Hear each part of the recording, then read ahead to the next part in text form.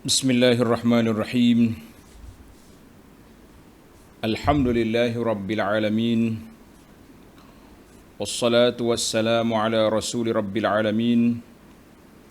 Nabiyyina wa habibina wa qudwatina Muhammad ibn Abdullah wa ala alihi wa sahbihi wa man sar ala nahdihi wa ihtada bihadihi wa istanna bisunnati ila yaumiddin.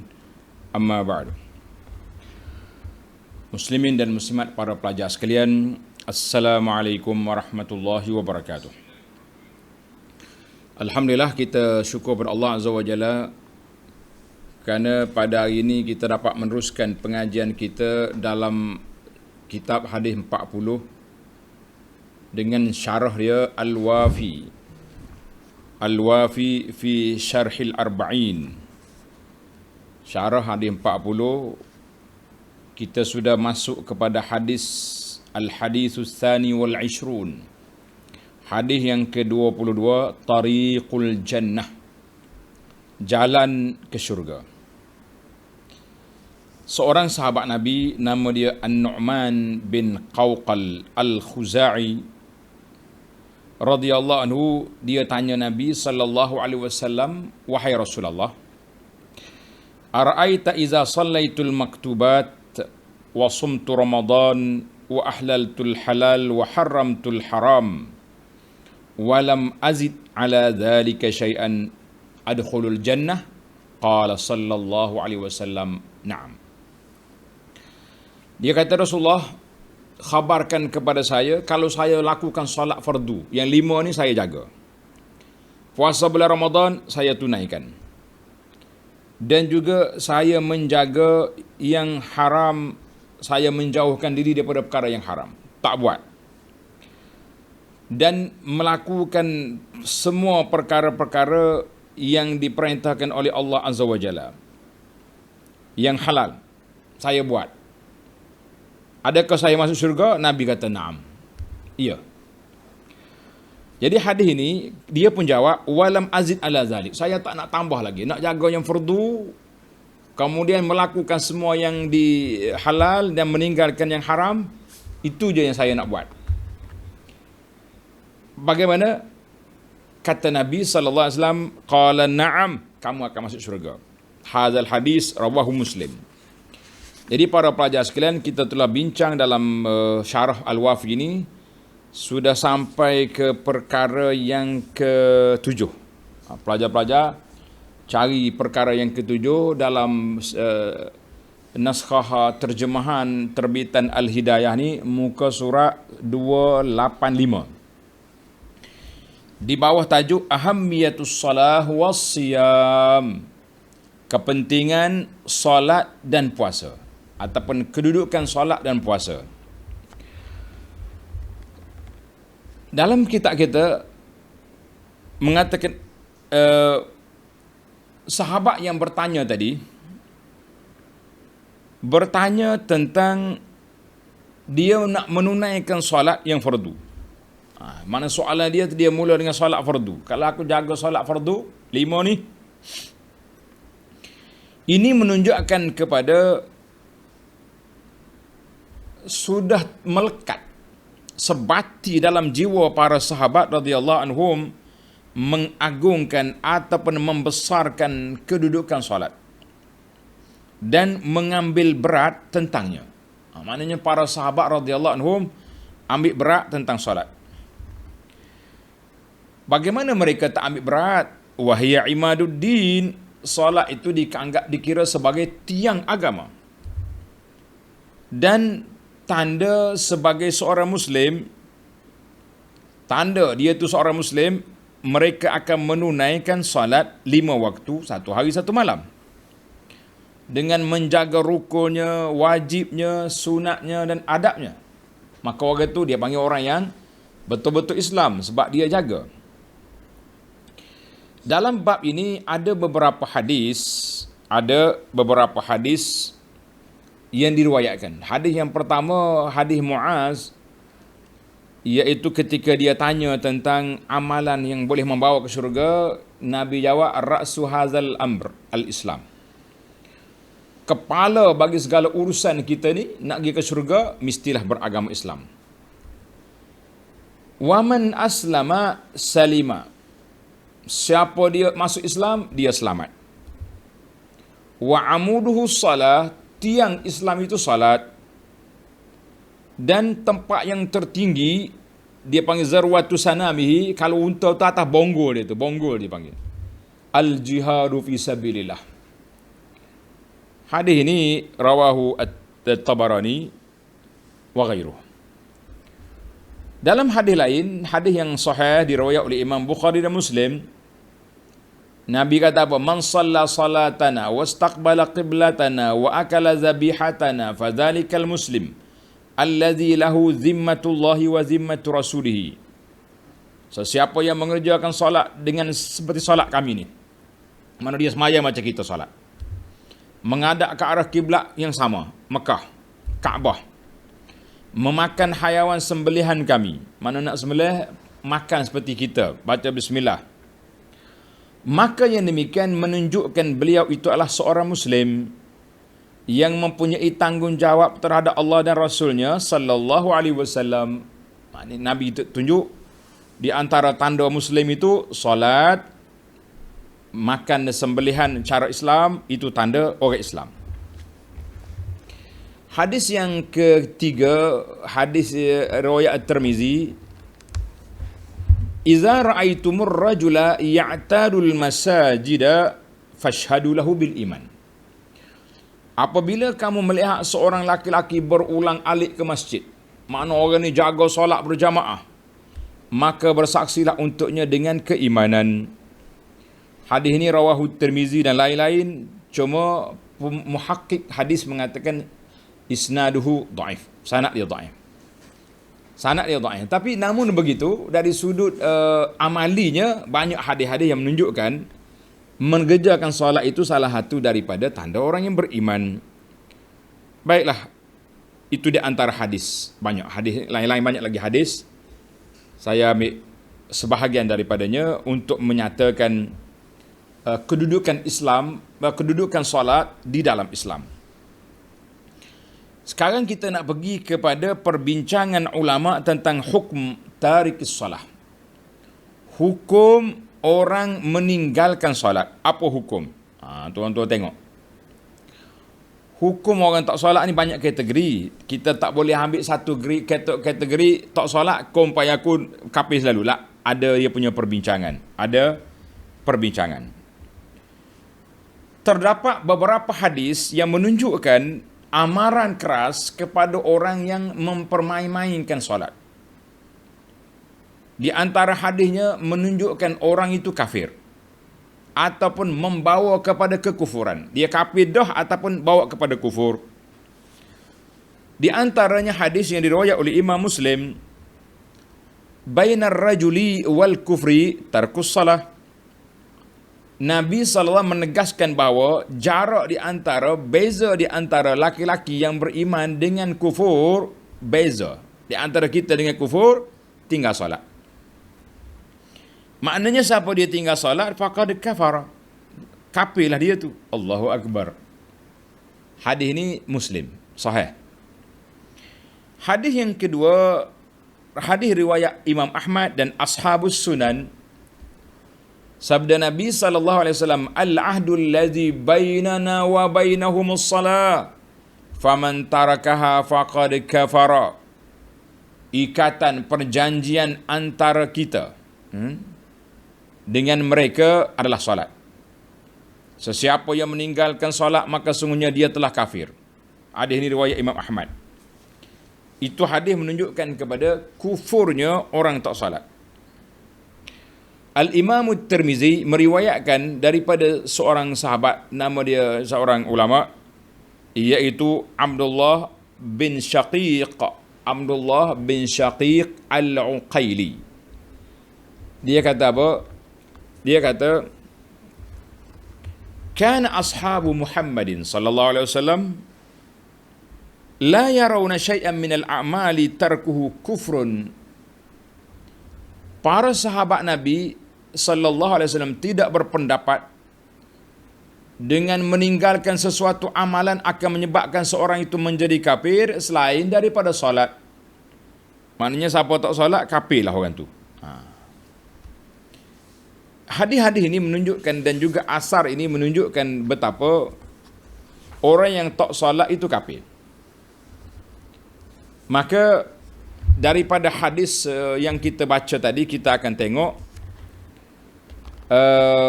hukum orang tak salat. Apakah hukum dia? Yang dibincangkan oleh para ulama Islam, apakah hukum orang tak salat? Tuan-tuan letak nombor.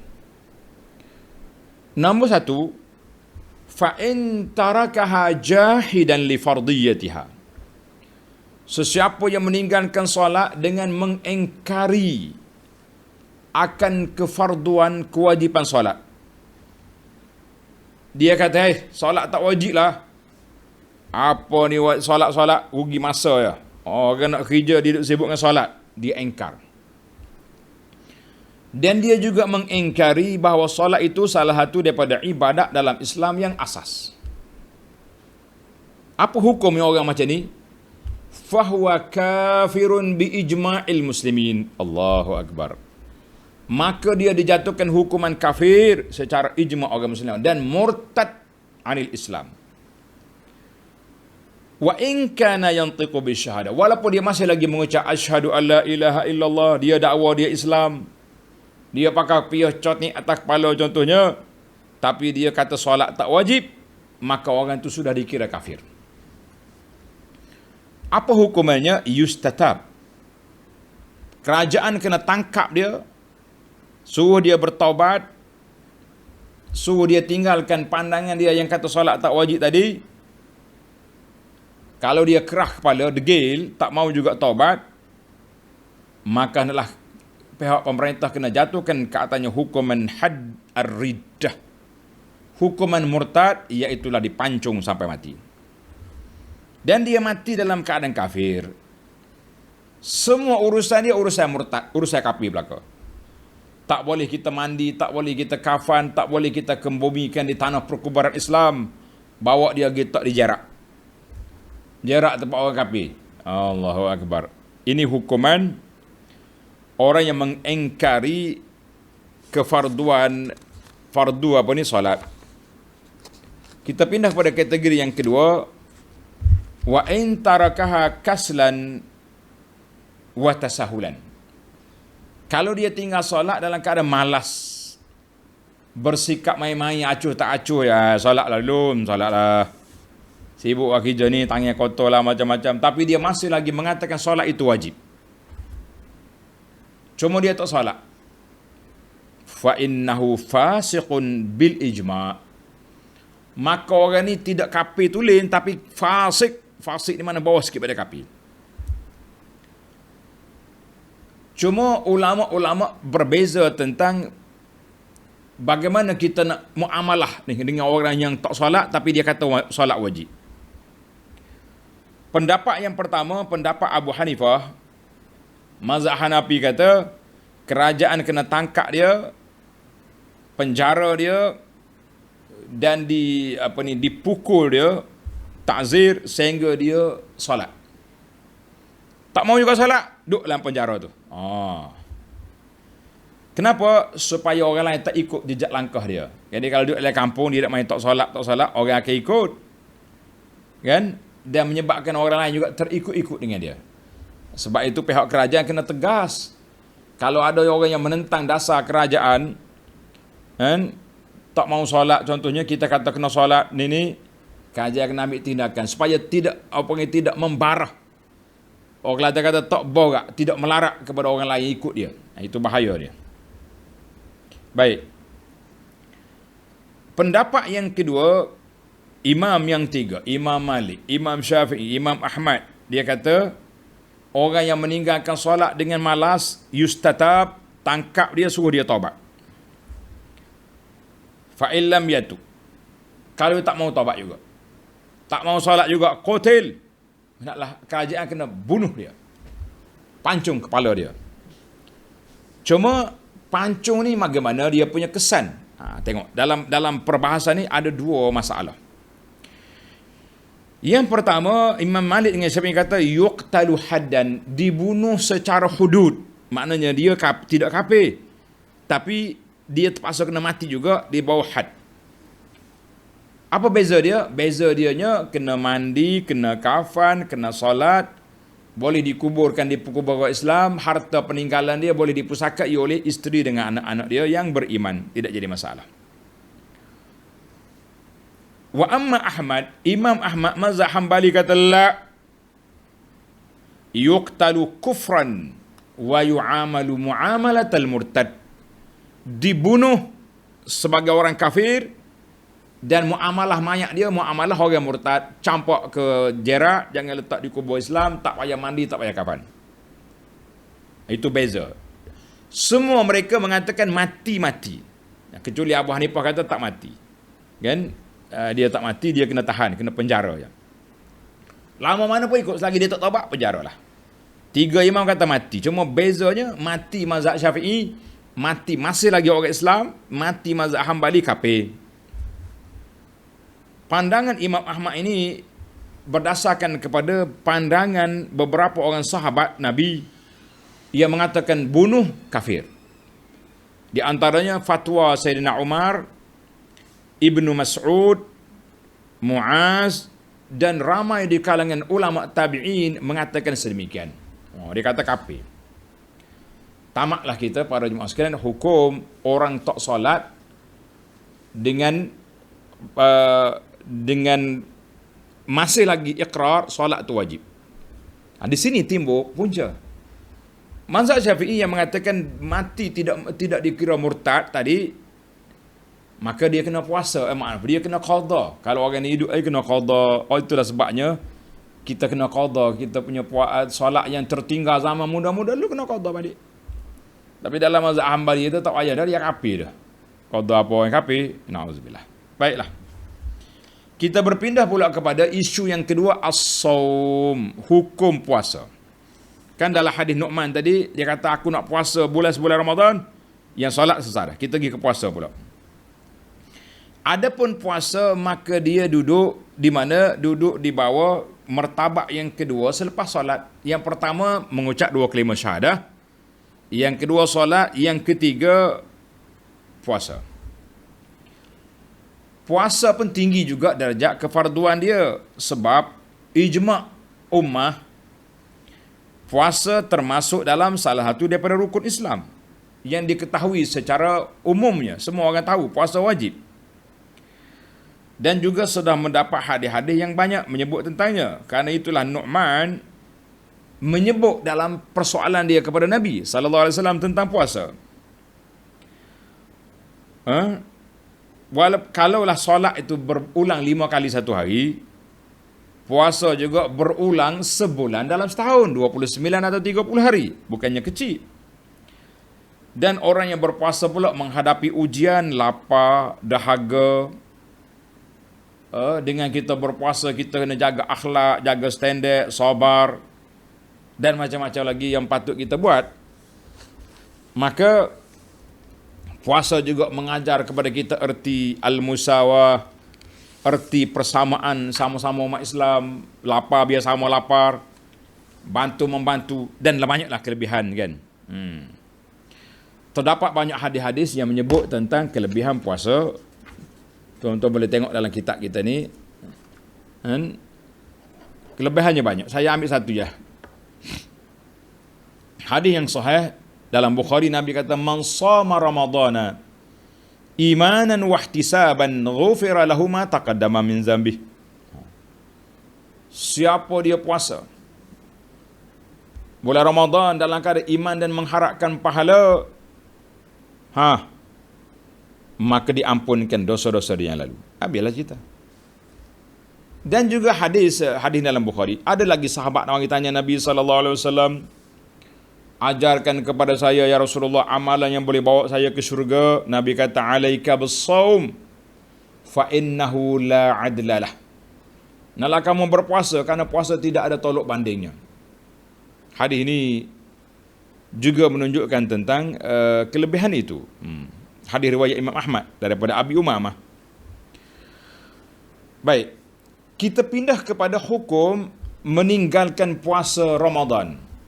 Apa hukum dia? Tuan-tuan jangan duk payah dah. Hukum dia ni macam hukum solat tadi juga. Mudah dah sebab dah ada dah contoh. Ijma' para ulama Islam bahawa puasa itu wajib. Siapa dia meninggalkan puasa Ramadan mengingkari kefarduannya, dia kata puasa tak wajib, melaparkan, memenak dan mendahagakan kita saja, maka orang tu sudah dikira kafir, murtad. Yu'amalu mu'amalatal murtad. Kita kena interaksi dengan dia sebagai orang murtad. Maknanya sama dengan solat lah. Pergi ke Jerak, pergi ke perkuburan Bukit Islam, tak payah solat, tak payah kafan, campur gitu je. Wa amma man tarakahu tahawunan. Ini macam solat tadi juga. Siapa yang meninggalkannya secara bermudah-mudah. Kenapa tak puasa? Puasa wajib.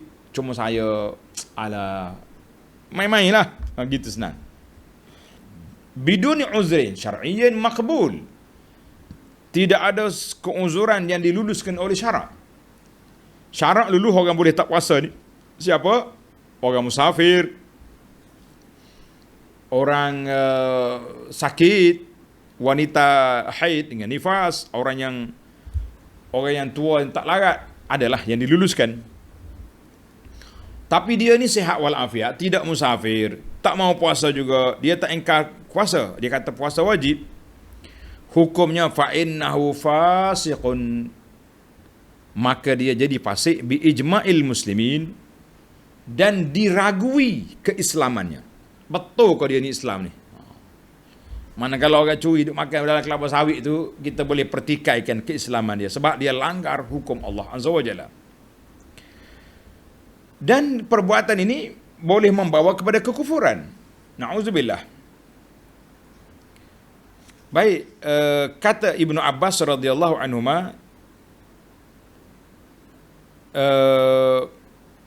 hadis yang menunjukkan bahawa asas kawaid agama itu 3. Ural Islam wa qawaiduddin salasatun. Siapa dia tinggal salah satu daripadanya, kafir orangnya. Halalud dam, boleh bunuh dia. Yang kedua mengucap 2 kalimah syahadah. Yang kedua pula. Yang pertama mengucap 2 kalimah syahadah. Yang kedua as-salatul maktubah. Yang ketiga saum Ramadan. Siapa dia tinggal yang ni, orang ni dikira kufur. Rawahu Abu Da'yala wa Dailami wa sahahahu Az-Zahabi. Jadi apa kita nak buat dia? Hadza yuhbasu. Kita kena kurung dia, jangan bagi dia makan, suruh dia puasa. Walaupun dia tak faham puasa, tak apalah, tak puasa pun, tak payah makan, tunggu situ. Tapi kita kena ingatlah, kan? Maka yuhbas, yumna minat ta'am, tapi tidak ada hukum bunuh di sini kecuali dia murtad. Yang pertama tadi. Beza dengan puasa dengan Islam, Islam tak mau solat juga yuqtal, dibunuh. Sama ada bunuh tu haddan atau bunuh murtadan. Dua lah. Yang pentingnya dua-dua tu bunuh. Berpuasa dia tak sampai bunuh. Sebab puasa ni boleh tinggal. Orang musafir boleh tinggal. Qada hari lain. Orang sakit pun sama. Tapi solat la. Musafir boleh down sikit. Daripada 4 rakaat jadi 2. 2 waktu jadi 1. Itu je yang boleh. Allahu Akbar. Baiklah para pelajar sekalian. Tamatlah perbincangan kita 2 rukun solat dan puasa. Siapa dia tinggal ingkar kewajipan kedua-duanya, maka dia kafir, murtad. Siapa dia tinggal tahawunan, takasulan, malas saja tak nak solat, maka orang ni dikira fasik. Kalau solat kena bunuh, walaupun fasik, puasa dikurung. Wallahu alam. Sekarang ni kita pindah kepada perkara yang ke-8. Tuan-tuan tengok kitab kita ni perkara yang ke-8. Saya tak boleh nak baca harfian sebab dia panjang huraian dia. Ambil poin-poinnya. Tuan-tuan nak baca harfi, baca di kitab. InsyaAllah ada. Yang ke-8, maratibul ibadah wa sa'yil mu'min nahwal akmal, tingkatan martabat ibadat dan usaha seorang mukmin, usaha seorang mukmin untuk ke arah kesempurnaan. Setiap orang nak sempurna hidup dia. Setiap orang nak guna hidup dia. Setiap orang nak guna nak meningkatkan taraf hidup dia tu ke arah lebih baik, lebih dekat dengan Allah Azza wa Jalla, meningkatkan ketakwaan. Baik. Yang pertama, iman seorang itu mabda' al-kamal. Prinsip kesempurnaan duduk di mana? Duduk di iman. Orang nak masuk syurga tak akan boleh masuk syurga kalau tak ada iman, tidak ada tauhid yang murni terhadap Allah Azza wa Jalla. Maka siapa dia beriman dengan rukun iman yang 6, kan? Dia mati dalam keadaan tidak melakukan syirik kepada Allah Ta'ala, maka orang ni insya-Allah layak ke syurga. Adakah dia terus direct ke syurga ataupun dia terpaksa melalui jalan pembersihan dulu, na'udzubillah, masuk neraka dulu? Yang pentingnya akhir perjalanan orang ni syurga. Tak kira yang kita naknya, tuan-tuan dan puan-puan, saya dan tuan-tuan semua ni nak syurga tanpa disentuh oleh api neraka. Kan kita selalu doa dalam doa kita, kan, kita nak syurga tanpa melalui neraka. Direct. Kalau kena hisab, Allahumma hasibni hisaban yasira. Baca doa belakang, Allahumma hasibni hisaban yasira. Ya Allah, hisablah, hitunglah kami dengan hitungan yang mudah, simple, lepas cepat pergi. Dalam hadis yang sahih diriwayat oleh Imam Bukhari Muslim, Nabi kita daripada Abi Dzar, Nabi kata, "Ma min 'abdin qala la ilaha illallah mata summa mata ala zalik dakhala al-jannah." Siapa dia mengaku la ilaha illallah, dia mati dengan la ilaha illallah, orang dia masuk syurga. Dan panjang lagi lah hadis Ubadah bin Samit, juga panjang, tuan-tuan boleh tengok. Yang pentingnya kita kena melakukan semua perkara yang wajib dan meninggalkan segala yang haram, serta membentengkan diri kita daripada api neraka. Bagaimana nak benteng? Tadilah, buat yang wajib, tinggal yang haram. Al-aslu fi ibadatillahi azza wa jalla, asal dalam ibadat kita ni apa dia? Iaitulah menjaga amalan fardu dan meninggalkan segala perkara yang haram. Itu asas. Siapa dia melakukannya, maka dia dapat kemenangan dan kebertuahan. Siapa dia jaga yang fardu. Imam Ahmad meriwayatkan daripada hadis Amr bin Murrah al-Juhani, seorang laki-laki bertanya Nabi SAW, dia kata, "Ya Rasulullah, aku dah bersyahadah, aku dah salat, aku dah tunai zakat, dah puasa Ramadan, bagaimana kedudukan saya?" Qala an-nabiy sallallahu alaihi wasallam, "Man mata ala hadza." Siapa dia mati dalam keadaan demikian, kana ma'an nabiyyin was-siddiqin wasyuhada wa yaumal, dia akan bersama dengan orang ni dengan syarat malam, dengan syarat dia tidak melakukan derhaka kepada ibu bapa dia. Masya Allah. Nabi sebut satu lebih sini, derhaka kepada ibu bapa. Baik para pelajar sekalian, hadis ni riwayat Imam Ahmad. Itu hak wajib. Tapi bagi setiap orang nak mencari kesempurnaan, nak mencari kedudukan di sisi Allah Azza wa Jalla, maka dia al-ityan bin nawafil. Hendaklah dia melakukan ibadat-ibadat yang sunat, tambahan untuk mendekatkan diri kepada Allah Ta'ala daripada ibadat yang wajib. Sunat kena ada. Kita kata di para ulama, amalan sunat yang membezakan di antara kita sesama kita. Sama-sama Islam, amalan sunat. Orang yang darjat tinggi, darjat rendah. Duduk di mana? Duduk di amalan sunat. Baik. Yajuzu lil muslim, Boleh seorang Islam tu tinggal amalan sunat, tak berdosa. Dia boleh buat perkara yang harus pun tak berdosa. Melakukan perkara makruh juga tidak berdosa. Tetapi siapa dia tak melakukan amalan sunat, maka dia rugi pahala. Itu bahasa motivasi kita. Perkara yang sunat buat boleh pahala, tak buat rugi pahala. Tak buat berdosa. Betul lah tak buat berdosa, tapi kita tak nak guna yang tu. Kita nak guna mana tak buat rugi pahala. Baik. Perkara yang sunat ini, meninggalkan perkara yang sunat ini ada dua kategori. Yang pertama, kalau dia tinggal secara peribadi dia, seorang dia, individu, ataupun dia tinggal secara kumpulan, satu karya, satu kampung, satu negeri, meninggalkannya, apa jadi? Contohnya, satu kampung, satu negeri ini tak mau melakukan sunnah Nabi. Tak mau terus. Kampung kita ni jangan ada surau, jangan ada azan. No surau, no azan. Dia punya sekular, dia tinggi darjat. Tak mau azan. Maka orang ni kena diperangi akan dia. Tengok ni. Faqad zakara al-fuqaha annahum yuqatalun. Mereka akan diperangi sehingga mereka melaungkan azan ataupun hidupkan sunnah Nabi sallallahu alaihi wasallam. Mereka diambil tindakan sebab dia tinggal sebagai satu kumpulan, satu masyarakat. Tak boleh meninggalkan sunnah. Tapi kalau dia seorang individu tinggal sunnah, itu hak dia. Sebab azan ni, ini contoh, ini banyak lagi lah benda lain. Saya nak hurai semua panjang. Azan ni dipanggil syiar Islam, simbol keagamaan dalam sebuah karya bila adanya azan.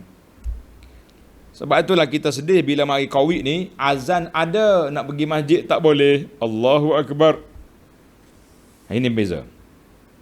Maknanya, kalau dia tinggal secara individu saja, kita tidak ambil tindakan selama dia tidak perli kepada sunnah. Kalau dia perli, apa sunnah-sunnah Nabi? Kita orang ni kena tangkap. Sebab dia menghina agama. Sebab apa? Dia menghina agama. Dan wajib kita suruh dia taubat. Tuan-tuan, dalam kitab Mustikah Hadis, saya dah tunjuk baru ni kan, kitab Mustikah Hadis, jilid yang pertama, bab kewajipan menjaga Islam. Panel syariah, panel penulis menyenaraikan beberapa perkara yang boleh membawa pada murtad. Di antaranya, Nabi kita lepas makan dia jilat jari, baru basuh. Kalau ada orang perli sunnah, dia kata, apa jilat jari macam kucing? Orang ni kira murtad. Kecuali dia jahil, tak tahu apa, kita kena ajar. Jangan, ini sunnah Nabi. Apa sunnah-sunnah ni? Jijik. Tak boleh. Murtad orang tu kena mengucap semula. Tu tengok dalam kitab Mustikah Hadis. Yang main. Jadi kalau dia individu tak buat sunnah, tapi dia tidak engkar, cuma dia malas, biarkan. Tapi kalau masyarakat tinggal, kita kena perang. Pihak kerajaan kena ambil tindakan. Baiklah. Para pelajar sekalian, kita sebagai seorang Muslim yang inginkan kebahagiaan di dunia dan di akhirat, dan mengharapkan kita akan dapat darjat yang tinggi di sisi Allah Azza wa Jalla, sebagaimana Nabi kita sallallahu alaihi wasallam beritahu, Allah SWT berfirman dalam hadis kursi tadi. Dalam hadis kursi Allah kata apa? Wa la yazalu yataqarraba ilayya. Sentiasalah hamba aku itu bertakarrub kepada aku. Bertakarrub maknanya mendekatkan diri kepadaku dengan amal-amal tu. Yang sunat. Maka orang ni, tengok di bawah tu ada hadis. Hadis dia panjang. Nabi kata, Allah Ta'ala berfirman dalam hadis, wa ma yazalu 'abdi yataqarrabu ilayya bin nawafil hatta uhibbah. Berteruslah hamba aku ini menjaga amalan yang sunat sehingga aku sayang kepada dia. Jadi bagi seorang Muslim, hadis ini sahih tuan-tuan, bagi seorang Muslim yang nak sangat mendapat darjat di sisi Allah Azza wa Jalla, maka kita kena buat amalan yang sunat banyak. Demikianlah kita tengok para sahabat Nabi radhiyallahu anhum sangat menjaga sunnah. Tengok dalam kitab kita ni, sunnahmu amalanku tu. Dalam ni, tuan-tuan ada kitab ni kan, sunnahmu amalanku. Saya dah tulis dalam tu kisah 2-3 cerita bagaimana sikap sahabat bila jumpa sunnah Nabi sallallahu alaihi wasallam. Semua kata, aku tak akan tinggal lagi, aku tak akan tinggal lagi sejak aku dengar. Ini maknanya mereka ni sangat suka kepada sunnah Nabi sallallahu alaihi wasallam. Tuan-tuan ambil dalam kitab ni motivasi untuk nak menaikkan semangat kita untuk beramal dengan sunnah Nabi sallallahu alaihi wasallam. Menarik ni. Baik. Demikian juga para tabi'in juga semangat untuk melakukannya. Dan dalam hadis tu sahabat kata, wallahi la azid, aku tak akan tambah dah, tak akan kurang, tak akan tambah, aku nak jaga yang fardu ini. Kita kata bukan makna setakat tu lah, itu dia panggil asas. Tapi bagi orang yang cintakan Allah, cintakan Rasul sallallahu alaihi wasallam, maka dia kena tambah. Wala yazalu abdi yataqarrabu ilayya bin nawafil. Allah kata, Allah berfirman, sentiasalah hamba aku ni beribadat kepadaku dengan amal yang sunat hatta uhibbahu, sehingga aku sayang kepada dia. Siapa dia nak suruh Tuhan sayang, tuan-tuan nak Allah Ta'ala sayang kepada kita, amalkan perkara-perkara yang sunat. Yang wajib mesti dah tu. Jangan pula tukar, aku jaga sunat dah, wajib lah. Ini satu kepincangan, orang ni kena bawa ke apa ni, ke hospital jiwa, nama ni macam ni. Baik, kita pergi kepada perkara yang ke-9. Isu yang ke-9 dalam kitab ini, at-tahlil wat-tahrim tashri'un la yakunu illa lillah. Menghalalkan suatu perkara atau mengharam satu perkara adalah merupakan tashri', pensyariatan, perundangan. Tak ada orang boleh layak untuk menyatakannya kecuali Allah. Nabi menyampaikan daripada Allah. Maka kamu mengetahui bahawa asal iman, asas iman itu, seorang itu beriktikad bahawa halal apa yang Allah halalkan dan haram apa yang Allah haramkan. Sama ada dia buat atau tak buat cerita lain, tapi kita kena tahu bahawa benda ni kuasa Allah. Siapa yang menyangka bahawa dia mampu untuk mengharamkan suatu perkara, menghalal satu perkara, maka orang ini sangat berbahaya, bermakna dia telah buat satu tuduhan yang tak baik ke atas Allah Azza wa Jalla, merampas hak Allah. Jangan main. Maknanya kita fahamlah hukum halal haram ni, iaitulah duduk di bawah kuasa Allah Azza wa Jalla. Kita tak boleh suka-suka kata aku ikut aku lah, nak buat apa pun kan. Lah, dalam perkara halal haram ini tak boleh, sebab benda itu iaitulah dengan ketentuan daripada Allah Azza wa Jalla. Sebab itulah timbul sebahagian ulama ni bincang tentang, dia panggil tauhid al-hukmiyah kan. Mana dalam masalah tauhid, dalam masalah perundangan. Ini kita hari ni contohnya masuk dalam parlimen ni, menghalalkan benda haram. Siapa dia setuju arak dibenarkan, angkat tangan. Mana boleh. Haram benda tu, tak boleh main demokrasi macam tu. Ni kita kena faham. Sebab itulah ahli-ahli parlimen Islam kena hati-hati. Enak-enak yang menyentuh tentang akidah, menyentuh tentang Islam, tentang halal haram, jangan duk main-main. Jangan duk main tepuk meja, kena bantah sungguh-sungguh. Kalau kalah tak apa, sebab kita tak ramai. Kenapa kita tak ramai? Sebab orang tak undi wakil-wakil Islam di dalam parlimen. Maka menjadi tanggungjawab kita supaya diberi kesedaran kepada masyarakat, ramai orang Islam yang faham agama, supaya mereka ini boleh gubat. Sepatutnya tak berlaku demokrasi dalam masalah perundangan Islam. Itu hak Allah dengan Rasul. Tapi apa boleh buat? Kata orang waqa'al fa'su fir ra'si kan, kapak sudah di atas kepala, nak kata apa? Allahu akbar. Baiklah. Yang terakhir dalam perbincangan kita ini, yang ke-10, al-hinth bil yamin wal bir. Iaitu dia kata apa? Yang ke-10, melanggar sumpah dan menjaga kebaikan. Kalau kita bersumpah satu benda, kita kena tengok. Siapa dia bersumpah? Tengok ni.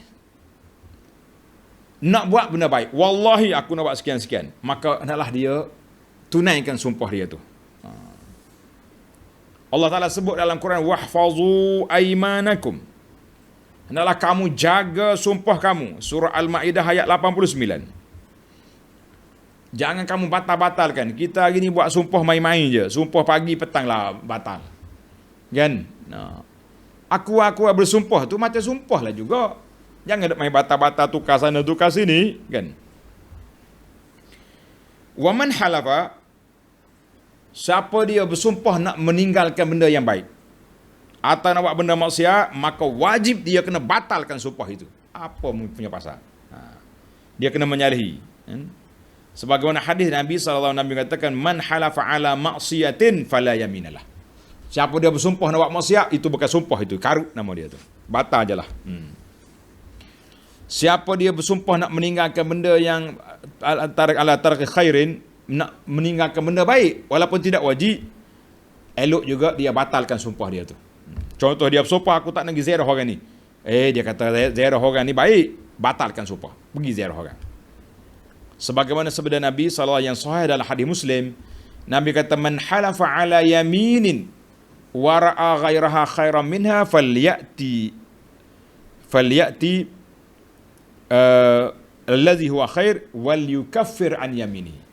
Siapa dia bersumpah, contoh saya tadi, dia bersumpah tak nak pergi rumah orang ni. Lepas tu dia fikir, ni orang Islam, kenapa aku nak batalkan, kenapa aku nak putuskan hubungan? Maka hendaklah dia batalkan sumpah dia, bayar kafarah yamin, 10 bagi 10 orang miskin, pergi ziarah orang tu.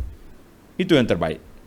Baiklah, sebagai penutup, faedah daripada hadis ini, iaitu yang pertama, hendaklah seorang Muslim kena belajar tentang syariat Islam. Apa yang wajib kita kena buat, apa yang mesti kita kena tinggalkan, apa yang patut kita buat, apa yang tak patut. Ini dia panggil ilmu fardu ain. Ilmu fardu ain. Sekarang ni orang duk bincang tentang ilmu fardu ain. Ilmu fardu ain. Fardu ain ni mana ilmu yang kita wajib kena tahu. Jadi kalau saya belajar hadis ni, termasuk juga. Belajar Quran tafsir, masuk juga. Banyak luah ilmu fardu ain ni, bukannya mengaji sifat 20 saja jadi ilmu fardu ain. Jangan duk salah faham macam tu. Itu salah guna kuasa nama dia. Baik, kita akan bincang lepas ni. Maka bagi orang yang muallim, bagi orang guru, hendaklah dia berlapang dada dengan murid-murid dia. Kalau orang tanya, bagilah jawapan-jawapan setakat mana yang kita mampu. Dan kalau ada jawapan yang lebih ringan, bagi yang ringan, jangan ambil yang berat. Wallahu alam. InsyaAllah kita akan sambung dalam siri yang akan datang. Hadis yang ke-23, kullu khairin sadaqah. Setiap benda baik itu sedekah, insya-Allah dalam hadis yang akan datang. Subhanakallahumma bihamdika asyhadu an la ilaha illa anta astaghfiruka wa atubu ilaik. Wa sallallahu ala nabiyyina Muhammadin wa ala alihi wa sahbihi ajma'in walhamdulillahi rabbil alamin. Wassalamu alaikum warahmatullahi wabarakatuh.